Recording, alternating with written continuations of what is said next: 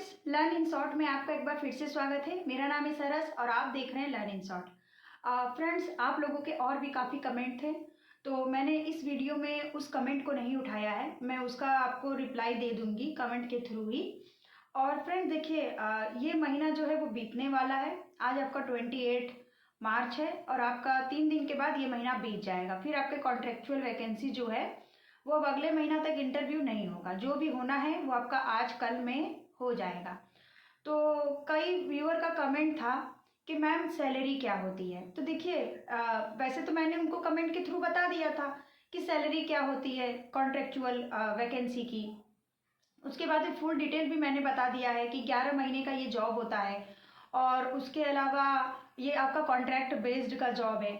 और सैलरी कितनी होती है मैंने वो भी कमेंट में आपको बता दिया है। तो लेकिन मैं फिर भी एक बार ये वीडियो बनाकर आपको बता दे रही हूँ और आप बिना पार्ट को स्किप किए अच्छी सी बातों को सुनिएगा, जिससे कि आपको समझ में आए कि सैलरी कितनी होती है। और मैं कुछ बेसिक इन्फॉर्मेशन इसमें दूंगी आपको।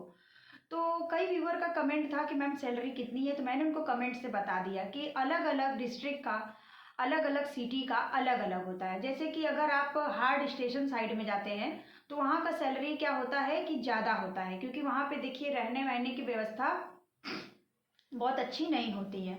तो वहाँ का देखिए सैलरी क्राइटेरिया अलग है, सब जगह का सैलरी क्राइटेरिया अलग अलग होता है। लेकिन अगर आप ऐसे बात करें कि बेसिक सैलरी क्या होता है एक नॉर्मल जगह पे, जो एक नॉर्मल स्टेट और सिटी में, जैसे कि आपको रहने में ज़्यादा प्रॉब्लम ना आए, तो वहाँ का आपका सैलरी क्राइटेरिया क्या होता है। तो वहाँ आप मान कर चलिए कि अगर आप पीजीटी के लिए अप्लाई करते हैं तो आपको 27,000 के करीब मिलेगा। मतलब कि 27,000 अप्रॉक्स। उसके बाद कुछ ऊपर भी हो सकते हैं आपके 100-200 रुपये। और क्योंकि एकदम राउंड फिगर में सैलरी नहीं होता है, आपको पूरा का पूरा सैलरी मिलता है। और पीआरटी की टीजीटी की बात करें तो आप 23 से 24 के बीच में मान कर चलिए, 23 से 24,000 रुपये आपकी सैलरी होती है।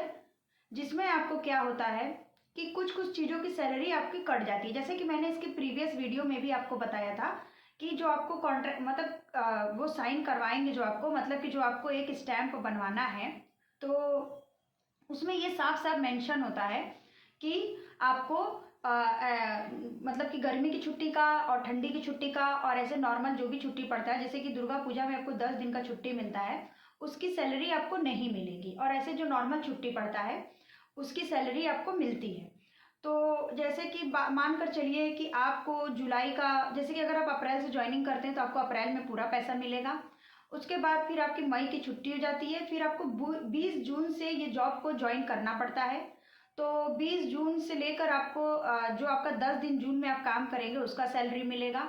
उसके बाद आपको फिर जुलाई का पूरा पैसा मिलेगा। अगस्त में ज़्यादा छुट्टी होती नहीं है, 1-2 छुट्टी होती है। जैसे कि मान लीजिए कि आपको रक्षाबंधन का छुट्टी मिल जाता है, बकरीद का छुट्टी मिल जाता है और संडे छुट्टी होता है और आपका सेकंड सैटरडे छुट्टी होता है और एक लीव होता है। वो आपके ऊपर है कि आप महीने में उसको कभी भी एक लीव ले सकते हैं। नहीं लेंगे तो वो लीव आपका बचता नहीं है, तो वो सबका छुट्टी का पैसा आपका कटता नहीं है। वो सब छुट्टी आपको नॉर्मल मिलती है। लेकिन जो बड़े बड़े छुट्टी होते हैं उसमें साफ साफ 3 छुट्टी आपका मेंशन है, एक आपका विंटर, एक आपका समर और एक आपका जो ऐसे लॉन्ग टर्म के छुट्टी होते हैं, उसको उन्होंने वहाँ पे मेंशन किया है कि आप बाद में कोई भी एक्शन ना ले पाए, इसीलिए वो स्टाम्प में पहले ही ये सब चीज़ों को मेंशन कर दिए हैं। उसके बाद बात कर लेते हैं कि आपको जुलाई में पैसा, अगस्त में पैसा, फिर सितंबर में भी आपको पैसा मिलेगा।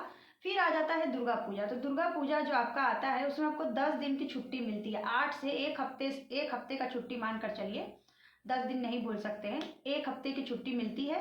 उसमें क्या होता है कि आपको उसका पैसा भी नहीं मिलता है। मान लीजिए अक्टूबर में दुर्गा पूजा का छुट्टी आपको मिला तो आपको वही 1 हफ्ते का पैसा नहीं मिलेगा। फिर आप जितना दिन काम किए रहेंगे आपको उतना दिन का पैसा मिल जाएगा।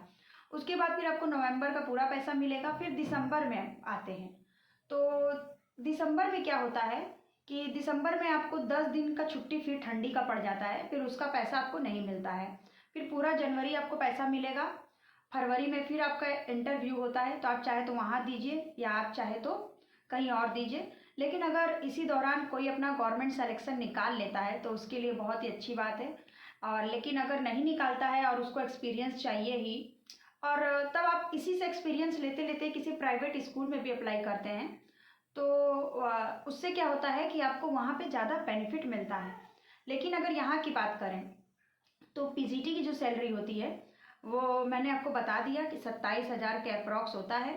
और अलग मैं एक नॉर्मल सिटी का बता रही हूँ, बाकी आप जिस भी स्कूल के लिए अप्लाई कर रहे हैं उसके नोटिफिकेशन को अच्छे से पढ़िएगा। उसके नोटिफिकेशन में साफ साफ मेंशन होता है कि टीजीटी की सैलरी क्या होगी, पीआरटी की सैलरी क्या होगी, पीजीटी की सैलरी क्या होगी, नर्स की सैलरी क्या होगी, योगा टीचर की सैलरी क्या होगी, कंप्यूटर टीचर की सैलरी क्या होगी और काउंसलर की सैलरी क्या होगी। इतने सारे वैकेंसी निकलते हैं।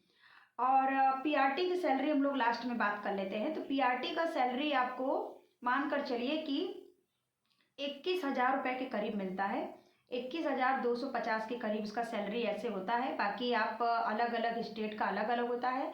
वैसे अब नॉर्मल स्टेट में आपको नॉर्मल मिलेगा, जैसे पूरे यूपी में आपको एक ही मिलेगा, पूरे एमपी में आपको एक ही मिलेगा। और जो क्राइटेरिया था वो मैंने आपको बता दिया। उसके बाद भी कई व्यूअर का कमेंट है कुछ कुछ बातों को लेकर, मैं उन्हें कमेंट में जवाब दे दूंगी क्योंकि कमेंट तो ऐसे आते रहते हैं। और इस वीडियो में इतना ही फ्रेंड्स। अगर वीडियो पसंद आता है तो वीडियो को लाइक कर दें और चैनल को सब्सक्राइब कर दें और अपने दोस्तों के साथ शेयर करें। आई होप कि ये इन्फॉर्मेशन आपको अच्छी लगी होगी और ऐसे ही इन्फॉर्मेशन के साथ मैं आपको वीडियो देती रहूँगी। और अब हम लोग कुछ टॉपिक में तैयारी भी शुरू करेंगे।